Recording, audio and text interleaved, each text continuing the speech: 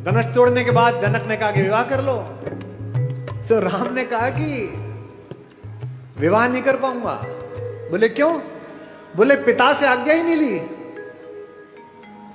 तो विश्वामित्र ने कहा कि तुम्हारे खानदान में तो 3-4 शादियां होती हैं, एक शादी यहां कर लो, अगली शादी पिताजी के कहने से कर लेना।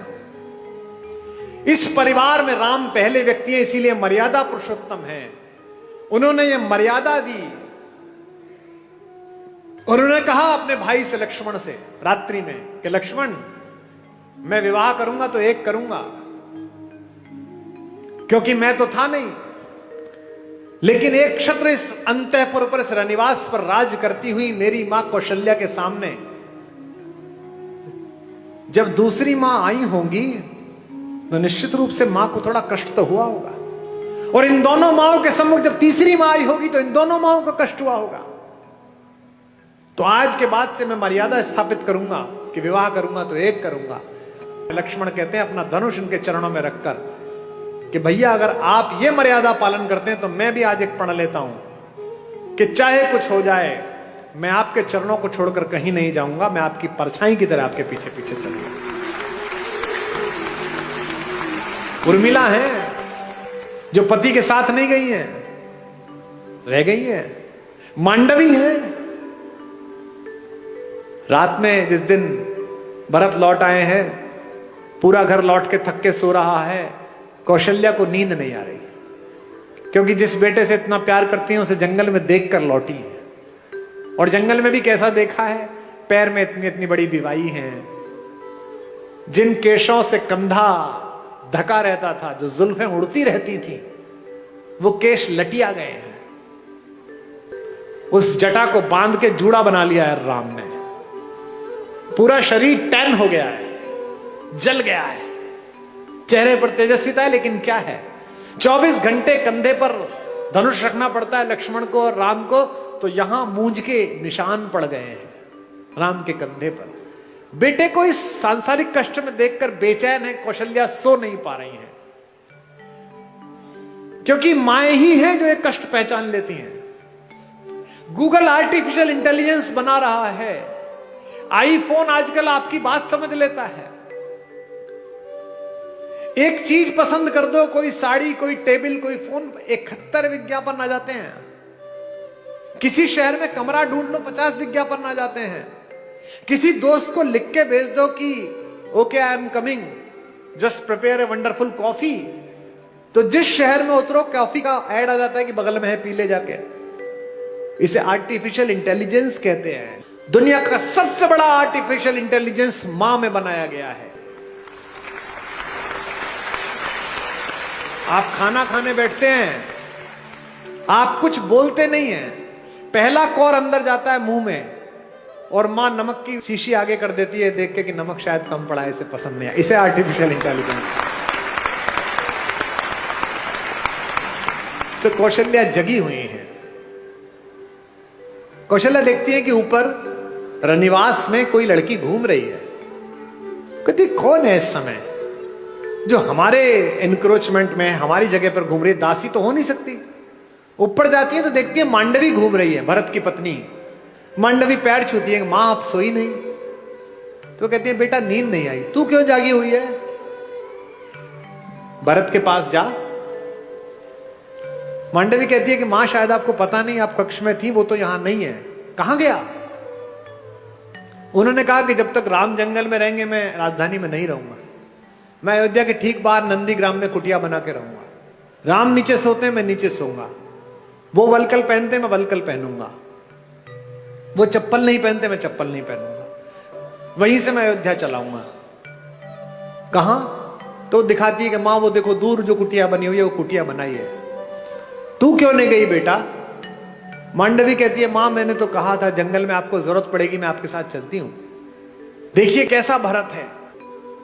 उन्होंने मुझसे कहा कि नहीं, भाभी जंगल चली गई है, तीनों माएं अकेली हैं, ऐसे में बड़ी बहू तू है, तेरा घर पर रहना जरूरी है तीनों माओं की सेवा के लिए। ऐसी मांडवी है, ऐसा भरत।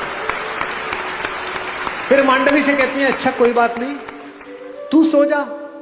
बोले नहीं, अभी मां उनकी झोपड़ी में दीपक जल रहा है, यानी वो काम कर रहे हैं। जब तक वो जागेंगे तब तक तो मुझे जागना पड़ेगा।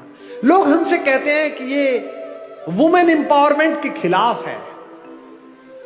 तुमसे कभी कोई कहता मिले कि हिंदुस्तान वुमेन एम्पावरमेंट के खिलाफ था तो इन्हें सदा बताना, आज से 1000 साल पुरानी कोई मूर्ति निकाल के ले आओ हिंदू देवी देवताओं की, सब में उनकी पत्नियां उनके बगल में खड़ी हुई हैं। ऐसा कोई देवता नहीं मिलेगा जो अपनी पत्नी के बिना खड़ा। हिंदुस्तान के देवताओं के नाम क्या है? भारत के देवताओं के क्या नाम है? सीता राम। कभी सुना राम सीता? आपने कभी सुना राम सीता का मंदिर है? सीताराम का मंदिर है। आगे राधा कृष्ण। आपने सुना वृंदावन में कृष्ण राधा का मंदिर? नहीं, राधा कृष्ण। हमारे सारे देवी देवताओं में पहले पत्नी का नाम है नमः पार्वती पतये। पार्वती पति को प्रणाम है। हमारे यहां पहले देवियों के स्थान है, बाद में देवता आते हैं। दुनिया की पहली जज भारत की महिला हुई। जब आद्य शंकराचार्य ने आचार्य मंडन मिश्र के साथ शास्त्रार्थ किया तो यह तय हुआ कि एक जज बिठाया जाए। जज कौन बैठे? तो मंडन मिश्र की पत्नी देवी भारती बैठी, जो कहते हैं वुमेन एम्पावरमेंट। और ये जो घूंघट है ये भी भारत में नहीं था। ये तो जब इन्वेजन आया तब उन आतंकवादियों से बचाने के लिए कहा गया महिलाएं घूंघट कर लें ताकि ये लूटमार ना कर पाए ज्यादा। आपने आज तक भी पार्वती जी, सीता जी कभी आपने घूंघट में देखी?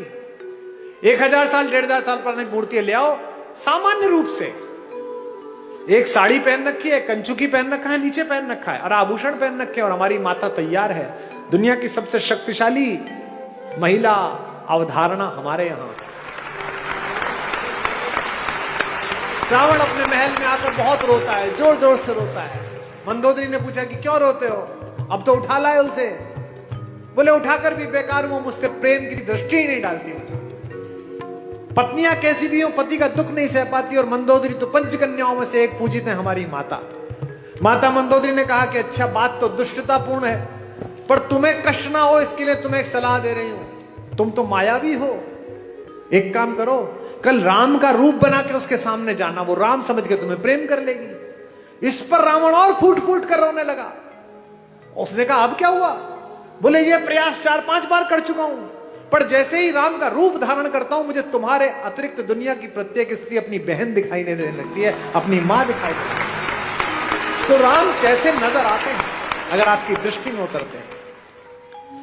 उनके चरणों में ही सुख के चारों धाम नजर आते हैं।